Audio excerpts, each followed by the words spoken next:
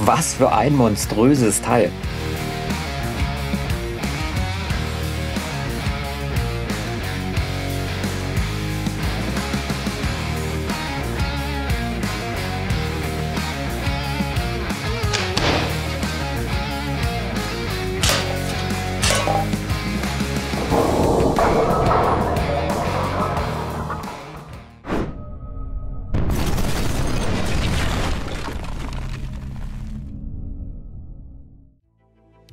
Hallo Freunde und willkommen zu einem neuen Video. Hier ist ja endlich die HDR68 oder der HDR68 endlich auch auf dem deutschen Markt verfügbar. Ich habe sie mir geholt.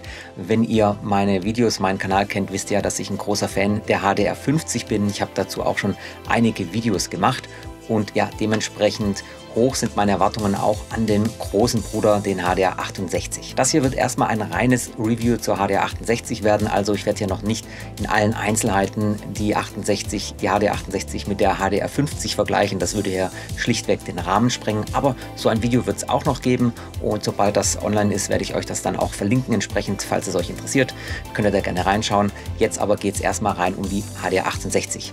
Ich werde natürlich trotzdem an der einen oder anderen Stelle auch zur HDR50 referenzieren. Und noch eins vorweg, das Video ist nicht gesponsert. Ich habe mir die Waffe wieder von meinem eigenen Geld gekauft und ich erhalte auch sonst keinerlei Zuwendungen, außer natürlich hoffentlich euren Like, wenn euch das Video gefällt. Schauen wir uns als erstes ganz kurz die Verpackung an. Die ist gewohnt schlicht gehalten in diesem graumelierten Pappkarton und der Lieferumfang ist natürlich auch übersichtlich. Neben der Waffe ist ja lediglich noch das Waffenbuch bzw. die Pflegehinweise dabei und natürlich noch ein Sechskantschlüssel. Den braucht ihr für das erstmalige Lösen des Emergency Push Caps und ja, mehr ist da auch nicht dran. Und jetzt schauen wir uns mal die Waffe an. Was für ein monströses Teil! Mit 33 cm Flügelspannweite ist das Ding hier ganz schön mächtig und gleichzeitig aber mit 770 Gramm angenehm leicht. Das liegt natürlich daran, dass wir hier wieder einen Plastikbomber haben, wie bei der HDR50 auch schon, aber auch hier wieder kein billiges Plastik, sondern hochwertiger Polymerkunststoff. Und ich finde, das merkt man auf jeden Fall. Es fühlt sich nicht billig an, sondern die Haptik ist auch wirklich angenehm und es vermittelt auch einen sehr stabilen Eindruck. Optisch ist die Waffe auch gelungen, finde ich, auch wenn es aufgrund der schieren Größe mit dem vielen Plastik teilweise ja fast schon ein bisschen grobschlächtig wirkt. Aber generell finde ich das Design eigentlich gut gemacht, gut gelungen. Und auch die Verarbeitung ist hier wieder 1A, da bin ich sehr froh drüber. Ich finde keinerlei unsaubere Spaltmaße, da knarzt nichts, da wackelt kaum was und da steht nichts ab. Also insgesamt Verarbeitung wieder top. Wir haben ja hier die deutsche Version mit dem FM5-Eck, das heißt mit maximal 7,5 Joule Geschossenergie. Und ja, liebe österreichischen Freunde, ich weiß, 16 Joule wären besser, wären mir persönlich auch lieber, aber ich kann euch hier leider eben nur die 7,5 Joule Version zeigen und mit maximal 7,5 Joule Geschossenergie eignet sich auch diese Waffe nicht wirklich fürs Home Defense, da braucht man, glaube ich, nicht großartig diskutieren. Trotzdem als Trainingswaffe oder auch fürs Spaßschießen, fürs Blinken und auch für Paintball im Kaliber 68 ist diese Waffe sicherlich gut geeignet. Und das Kaliber 68 ist schon echt ein großes Kaliber, gerade fürs Training for Engagement oder als Verteidigungswaffe oder eben fürs Blinken. Da merkt man den Unterschied schon zum Kaliber 50, wenn man sich das mal anschaut. Wir Europäer, wir sind ja so im metrischen System und wenn man dann hört 0,5 oder 0,68, dann klingt das fast gleich groß, weil ich habe dann automatisch Millimeter im Kopf. Aber hier geht es ja um Inches und wenn man dann mal die beiden Kaliber vergleicht, Kaliber 50 mit Kaliber 68, dann ist das schon ein gewaltiger Unterschied. Kommen wir zur Trommel des HDR68. Entnehmen könnt ihr die Trommel, indem ihr die Arretierung hier entriegelt und dann könnt ihr die Trommel rausnehmen. Und auf den ersten Blick werden hier schon einige Änderungen sichtbar zur HDR50. Natürlich offensichtlich passen hier nur 5 Geschosse rein. Das liegt eben an dem großen Kaliber. Aber auch im Detail hat sich hier etwas verändert. Zum einen sind die Trommelkammern auf der Rückseite verjüngt, also etwas enger. Das heißt, die Geschosse lassen sich nur noch von der Vorderseite einlegen, so wie es hier eigentlich auch gedacht ist. Zum anderen sitzen die Geschosse nicht mehr so stramm wie in der Trommel der HDR50. Hier sind dann so kleine Haltenasen, die halten die Geschosse eben an Ort und Stelle und das funktioniert beim Schießen richtig gut. Betrieben wird der HDR68 auch mit klassischen 12 Gramm CO2-Kapseln und auch hier haben wir wieder das bekannte Quick-Piercing-System mit dem Emergency Push Cap, wie wir das schon von den anderen Home Defense Waffen kennen. Das funktioniert ganz einfach, den Pushcap aufdrehen und im Lieferzustand ist er sehr fest angezogen, das heißt, da braucht ihr den Sechskantschlüssel, um das einmal zu lösen. Dann in Zukunft solltet ihr den Sechskantschlüssel aber nicht mehr benötigen, außer es lässt sich nicht öffnen. Beim Schließen allerdings bitte immer nur handfest zudrehen. Also Pushcap aufdrehen, die CO2-Kapsel einlegen und zwar mit dem Kopf nach außen oder nach unten und dann den Pushcap wieder zudrehen und zwar nur handfest. Ja, und dann wäre eure Waffe einsatzbereit. Ihr könntet sie jetzt irgendwo lagern oder eben auch direkt benutzen.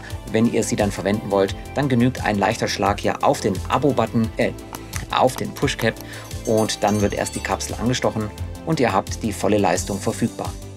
Wenn Druck auf der Waffe ist, dann wird das hier auch durch den Druckindikator sichtbar. Der ist auch wieder gut gelöst mit so einer roten Markierung und vor allen Dingen auch ist der erfühlbar. Das heißt, im Halbdunkeln oder so könnt ihr den auch ganz gut erfühlen und wisst, da ist noch Druck auf der Waffe. Wir haben ja einen schönen langen Lauf mit 17 cm und das sollte sich vor allen Dingen auch positiv auf die Präzision auswirken. Und was ich sehr schön finde, auch wieder eine Detailverbesserung, wenn man sich mal die Mündung anschaut hier vorne, das war bei der HDR 50 noch so eine silbern glänzende Aluröhre und das hat man jetzt hier anscheinend schwarz eloxiert und damit glänzt da nicht so, das sieht halt irgendwie immer ein bisschen billig aus, finde ich, wenn an so einer Waffe dann die Mündung vorne irgendwie so eine silberne Aluröhre glänzt.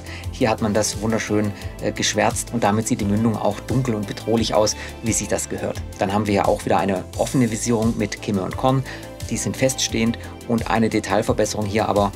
Zum einen ist das Absehen deutlich größer als bei der HDR 50, also Kimme und Korn sind deutlich größer und sind auch direkt mit weißen Markierungen versehen, sodass man im Halbdunkeln oder generell einfach deutlich besser anvisieren kann. Auch am Griff hat sich etwas verbessert. Wir haben hier eine gröbere Fräsung, deutlich mehr Struktur und das gibt auch einen besseren Halt, gerade wenn man ein bisschen schwitzige Hände hat, zum Beispiel beim Training oder bei einem Paintball-Match. Da ist das, denke ich, sehr von Vorteil, dass man hier also einfach eine strukturiertere Griffoberfläche hat. Und natürlich haben wir auch hier wieder zwei Picatinny-Schienen, einmal eine größere für irgendwelche Optiken zum Beispiel zu montieren und hier unten noch ein kleines Stück, mit dem könnte man einen Waffengriff oder eine Actioncam oder so montieren. Natürlich wieder, wie immer, bitte nichts mit Licht, also keine Taschenlampe, keine Ziellaser. Ja, der HDR 68 ist ja auch eine Verteidigungswaffe und deswegen findet man hier auch die typischen Merkmale. Zum einen eben das Quick-Piercing-System für die verlustfreie Lagerung der CO2-Kapsel. Dann haben wir hier einen Double-Action-Only-Abzug, das heißt also auch kein Hahn zum Vorspannen oder an dem man sich irgendwie verheddern könnte. Und es gibt auch keine dedizierten Sicherungen an der Waffe. Wir haben ja lediglich die Abzugszüngelsicherung, die einem bei einem doofen Sturz davor bewahrt, dass da sich versehentlich ein Schuss löst. Ja, und ich würde sagen, jetzt ist es Zeit für den Schusstest. Ich werde mich wie immer erstmal warm schießen und anschließend werde ich noch was blinken und schön ein paar Sachen kaputt schießen. Ich werde wie immer aus 5 Metern Entfernung schießen und zwar 5 Meter gemessen zur Mündung tatsächlich aus dem freien Stand. Und ich habe wieder 3 Geschosse dabei. Zum einen die Solid Strikes, das sind Hartplastikgeschosse, dann der Graue Riese aus Hochleistungskunststoff und dann noch die Ballistic Target Rounds. Das sind so Flügelgeschosse aus einem Guss mit Dralleffekt. Die Raumtemperatur beträgt 21 Grad Celsius, habe ich gerade nochmal nachgesehen. Das ist ja bei CO2-Waffen auch immer wichtig, die mögen es nicht so kalt. Und natürlich habe ich vorbereitend die Waffe gestern auch schon ein wenig eingeschossen. So, los geht's.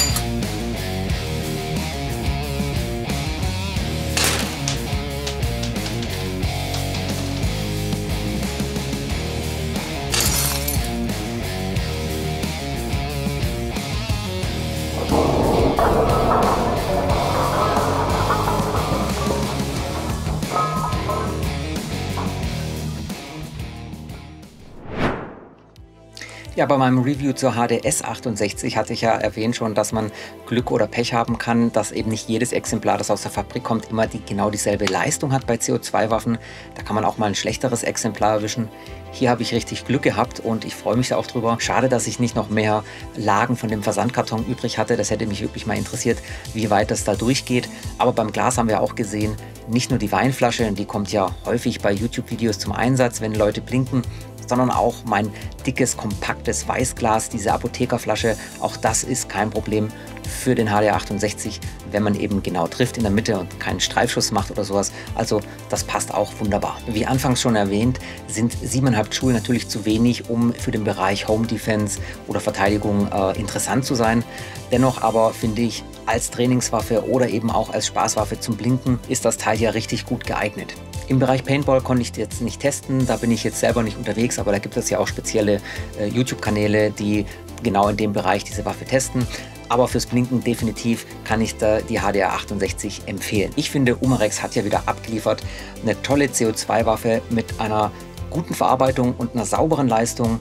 Und das Ganze zu einem günstigen Preis. Klar, mit 130 € ist ein bisschen teurer als der HDR 50, aber dafür hat man beim HDR 68 eben auch ein dickeres Kaliber und vor allen Dingen, was ich noch wichtiger finde, einige Detailverbesserungen, die diese Waffe einfach ein Stückchen noch besser machen als den HDR 50. Meine persönlichen Erwartungen sind auf jeden Fall erfüllt worden, eigentlich sogar noch übertroffen und von dem her kann ich auf jeden Fall eine Empfehlung für die HDR 68 aussprechen und ich gehe sogar so weit zu sagen, der HDR 68 ist der neue Volksrevolver. Wenn ihr auch dieser Meinung seid, schreibt mir das gerne in die Kommentare und wenn ihr anderer Meinung seid, dann schreibt mir das auch in die Kommentare. Wenn euch das Video gefallen hat, dann lasst mir doch bitte ein Like da. Ihr wisst, das ist die Nahrung von uns YouTubern und wenn euch das Thema freie Waffen generell interessiert, dann abonniert doch kostenlos diesen Kanal, dann sehen wir uns beim nächsten Video wieder. Vielen Dank fürs Zuschauen, macht's gut, bis zum nächsten Mal. Ciao, ciao.